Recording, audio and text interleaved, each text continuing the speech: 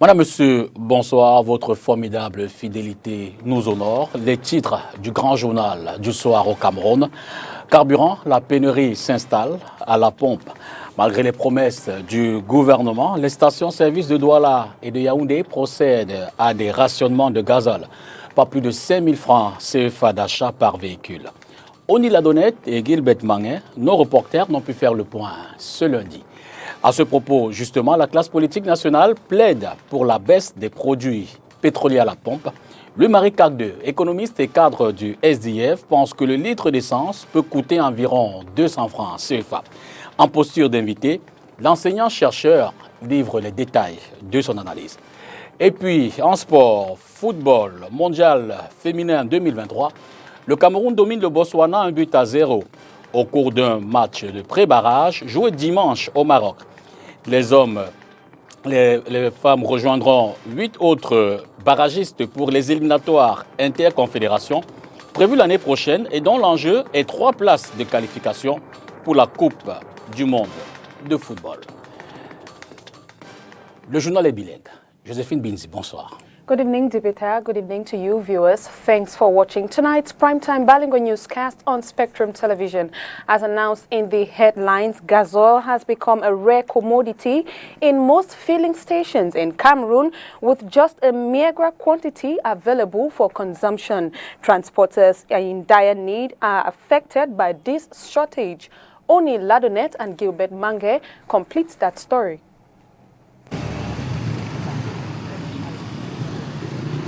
Despite being written in bold letters, gasoil has now become precious stones in filling stations.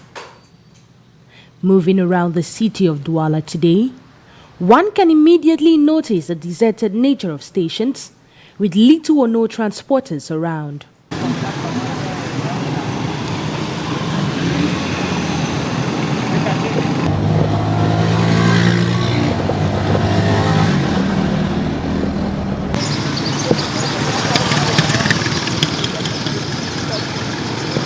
With none of the workers willing to talk on camera, many affirmed off-screen that this commodity has become absent for this now. The little quantity received during this period is rationed so most customers can restart their engine. The scarcity of diesel has been experienced since April, with the Minister of Water and Energy, Gaston Eludu Esumba, calling on all and sundry to keep calm as the situation is being looked at by government. At the Cameroonian Company of Petroleum Depots, nothing speaks of a change soon. With a suitable solution pending, transporters continue to complain of the impact of this scarcity to their sector of business. La classe politique nationale plaide pour la baisse des produits pétroliers à la pompe. Louis-Marie Cagdeux, économiste et cadre du SDF, pense que le litre d'essence peut coûter 200 francs CFA environ. C'est en posture d'invité que l'enseignant-chercheur livre les détails de son analyse dans ce journal. Et si nous faisons le chemin inverse, alors le carburant pourrait coûter dans les 165 naira comme au Nigeria, avec une petite subvention.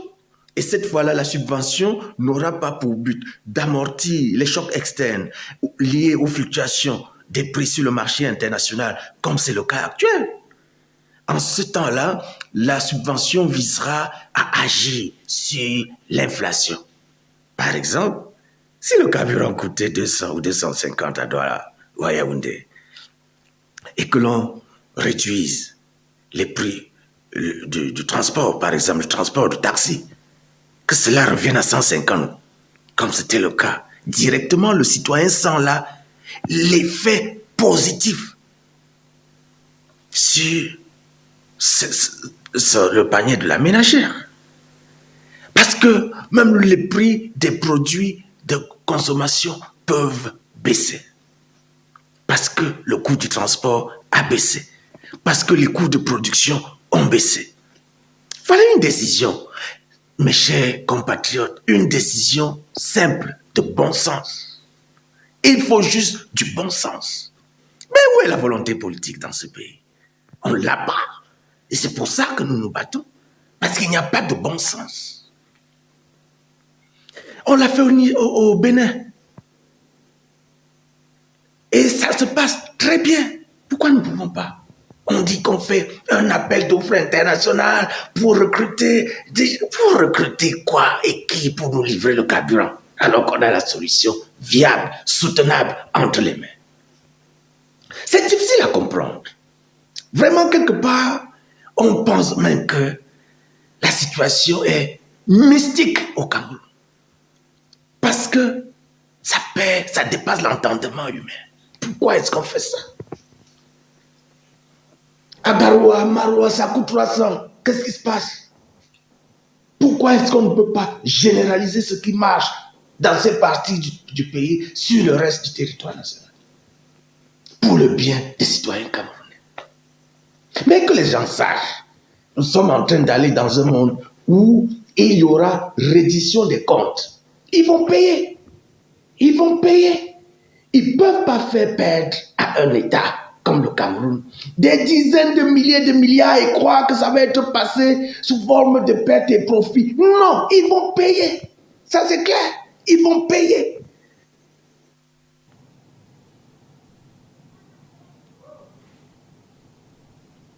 Poursuivons ce journal, véritable calvaire à braver au quotidien.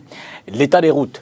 Il devient de plus en plus difficile de circuler sur l'axe Carrefour Ndokoti, PK14. Sur ce trajet se trouvent les lieux dits Carrefour Cité des Palmiers, PK12 ou encore PK13. Des véritables mouroirs pour les véhicules où la chaussée s'est considérablement dégradée en cette période de pluie. Conséquence, embouteillage à n'en plus finir, accidents de circulation et plusieurs autres désagréments. Impose aux intrépides et téméraires qui arpentent cette voie. Makeda Litignotom, Guide Benmangue, compte parmi ceux-là.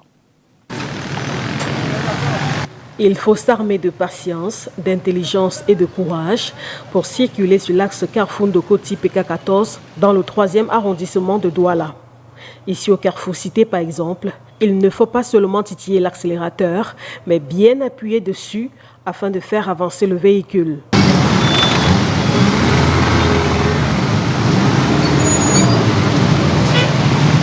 C'est la catastrophe, vraiment. On ne sait pas quoi la mairie c'est au Cameroun. Normalement, cette route ne doit pas exister. Chaque jour, on casse les voitures. Le petit trou là, même remblai, il n'y a pas. On est dépassé. C'est ça même qui crée parfois l'embouteillage au Carrefour Cité. Il n'y a pas moyen de passer. Ce qui était un nid de poule il y a quelques mois s'est transformé en une mare d'eau en cette période de pluie. Et les conséquences sont désastreuses. Oui, le Carrefour Cité, quand il pleut, comme maintenant, là, vous voyez, il y a beaucoup de mares d'eau là. Parfois, nous tombons là-dedans avec les clients. Parfois, c'est la roue arrière qui tombe brutalement dans l'eau et puis l'eau remonte, ça salit les clients et ils se plaignent de nous, alors que c'est l'état de la route. Vraiment, c'est déplorable. Après le Carrefour Cité, nous avançons jusqu'à PK11. Ici également, la chaussée se dégrade de plus en plus. Pareil à PK12. À PK13, le scénario est pire. Les riverains ont baptisé cette partie de la chaussée lac au regard de ce qu'est devenu cet axe routier aujourd'hui. Toute la journée, c'est le garage, il y a de l'eau partout, la route est gâtée, on ne sait pas comment on va faire. Vraiment, le Cameroun, ça ne vaut pas la peine.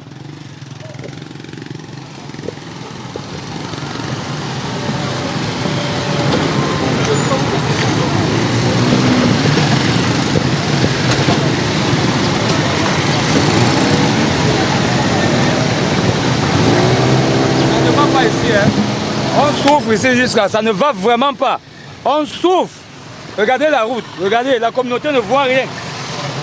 On souffre, on souffre. Embouteillage, accident de la circulation, ralentissement de l'activité commerciale, les dégâts sont considérables.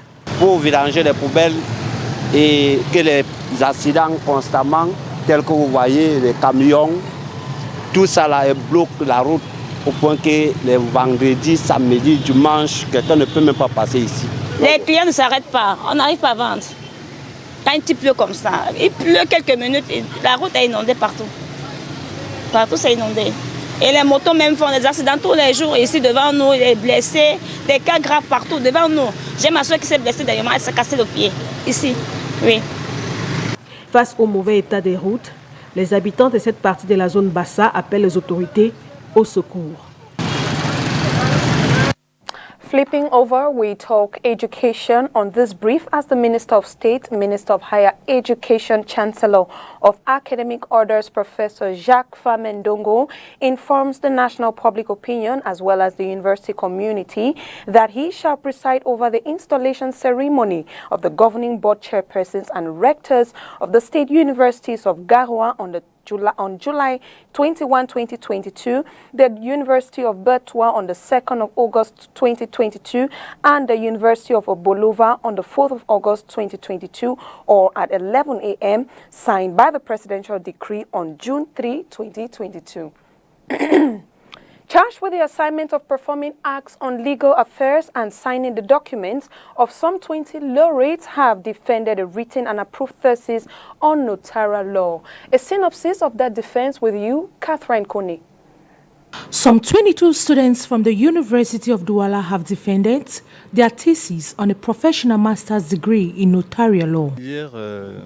Master professionnel en droit notarial, qui est une filière professionnelle qui est créée au sein de l'Université de Douala depuis l'année académique 2016. This is a professional course created in the University of Douala since the 2016-2017 academic year.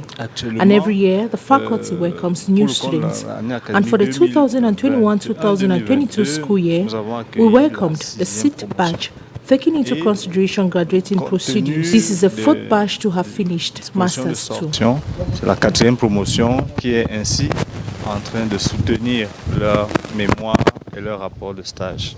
The defense session, which took place on Friday and Saturday at the building of René Douala Mangabe, was coordinated by Dr. Etienne Banji, the coordinator of a master's degree in notarial law. The jury that oversaw the exercise come from a cross-section of the institution of learning. The session was characterized by a rich dissertation presentation from graduating students who passed through several examinations by the jury. Maintenant, c'est très bien passé grâce à la diligence des membres du jury et grâce aussi aux enseignements que nous avons reçus dans la formation.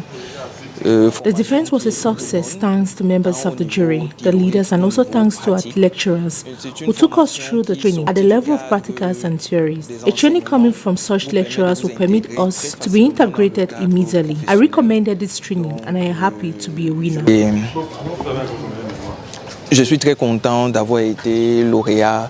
It should be noted that the presentation of theses is an academic exercise in institutions of higher learning, which is a requirement for obtaining a certificate at the end of the course. Par le président de la coopération France-Cameroun, Emmanuel Macron projette de se rendre à Yaoundé le 26 juillet prochain. Si l'annonce n'est pas encore officialisée à ce jour, il n'en demeure pas moins que des commissions techniques discutent des programmes que le président français effectuera dans notre pays. Il s'agira alors du premier séjour en terre camerounaise. Entre renforcement de la coopération économique face à la percée des États concurrents comme la Chine et la Russie, la crise sécuritaire, le climat politique, il va sans dire que l'agenda de Emmanuel Macron ne manquera pas de sujet. Les détails avec Mireille Siabzi à Yaoundé. Si rien ne change, le président français arrivera à Yaoundé le lundi 25 juillet 2022. Il sera reçu à l'aéroport de Yaoundé-Sinmalen par son homologue camerounais. Le séjour du président français en terre camerounaise durera moins de 48 heures. Catherine Colonna, ministre des Affaires européennes et étrangères, Alexis Kohler, secrétaire général de l'Élysée, Franck Paris, conseiller Afrique, et Christophe Bigot, directeur Afrique du ministère des Affaires européennes et étrangères, sont les quelques officiels qui composeront la délégation du numéro 1 français. L'agenda de cette visite officielle prévoit qu'Emmanuel Macron soit reçu en audience au Palais de l'Unité par le président Paul Biya. Les deux hommes d'État échangeront sur des questions politiques et des enjeux sécuritaires dont la crise anglophone dans le nord-ouest et le sud-ouest du Cameroun, mais aussi la menace de Boko Haram au nord du pays. En attendant que tout se confirme, nous avons également appris que le président français échangera avec 3 leaders de l'opposition dont Maurice Kamto du MRC, Froundi du Social Democratic Front et Cabral Libi du PCRN. Par ailleurs, il apparaît que l'affaire Michel Thiria Tangana puisse être évoquée. Ce dernier espère être reconnu comme victime par le Cameroun. Emmanuel Macron quittera le Cameroun le 27 juillet au matin pour se rendre en République du Bénin pour une autre visite officielle.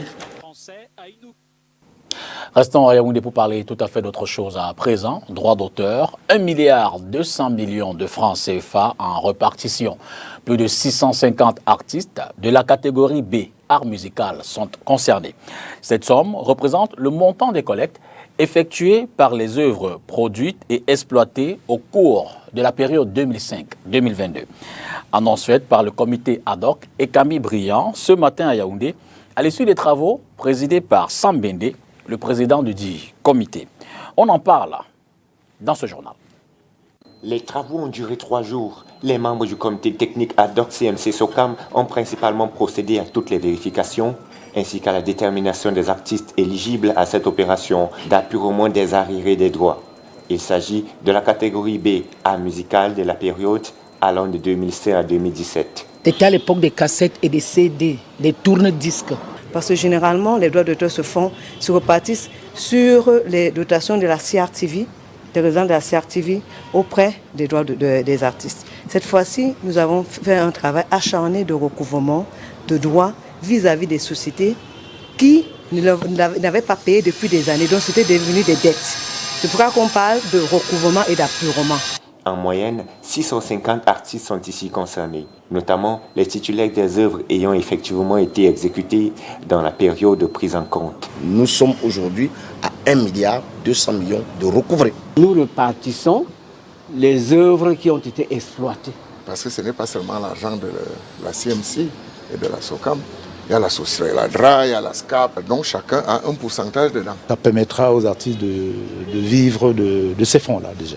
Les travaux achevés, le comité reste cependant préoccupé pour la gestion globale des droits d'auteur au Cameroun. La gestion collective est presque en train de mourir en Afrique. On peut avoir beaucoup plus d'argent que la CRTV. Mais vous voyez, en moins d'1 an, nous avons pu recouvrer 1,2 milliard. Donc ça veut dire que nous pouvons faire beaucoup mieux.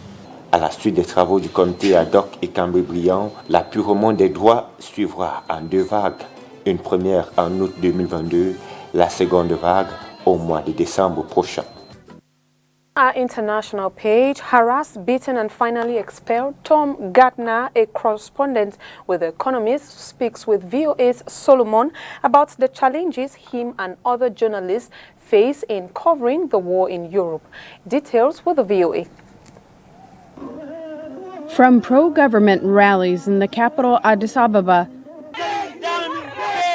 to protests in the U.S. capital Washington, hostility toward media covering Ethiopia has been palpable since war broke out in Tigray in 2020, with accusations of false news and bias leveled at journalists in the streets and online. Foreign correspondents who came to Ethiopia to cover developments like the Grand Ethiopian Renaissance Dam or the liberation of political prisoners say access has quickly evaporated. Certainly after the war began, it became far, far more difficult than it had been before. I was stopped from going to Tigray last year. I was prevented from going. That's Tom Gardner, a correspondent for the British newspaper The Economist. The Ethiopian government expelled him from the country in May. Gardner has covered Ethiopia for 5.5 years. Then came political turmoil and protests, and with it, harassment. Then there was always potential problems with police, local security forces. I had run-ins with the police and in Amhara, for instance, last year. In July 2021, police detained Gardner and a colleague. Gardner, in a later account, recalled being hit in the head with a rifle butt and seeing his friend's mouth fill with blood as officers beat him while bystanders jeered. While reporting in Ethiopia, Gardner came under attack in other ways too. Online harassment, attempts to discredit his reporting, and finally a letter from the Ethiopian Media Authority revoking his credentials and giving Gardner 48 hours to leave. The government was incredibly vague in the letter they gave me revoking my license. They referred to sort of unspecified,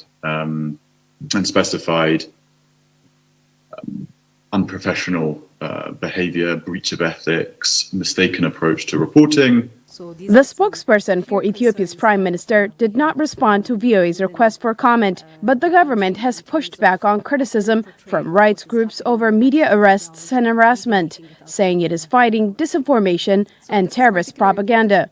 In a speech in June, Prime Minister Abiy Ahmed accused journalists of fomenting violence.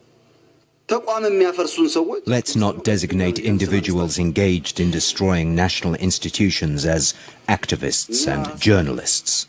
When Simon Marks, a reporter for the New York Times and VOA, was expelled under similar circumstances in May 2021, he said arrests and beatings were hampering the confidence of colleagues. Media rights groups agreed, adding that expelling or harassing foreign correspondents sends a chilling message to local media. What does that mean for the journalists operating already in Ethiopia, whether they be local or international? They must ask themselves the question, if this can happen to him, what could potentially happen to me? Already, the risk of arrest is high. The state-funded Ethiopian Human Rights Commission says authorities detained 54 media workers between July 2021 and May 2022. Salim Solomon, VOA News, Washington.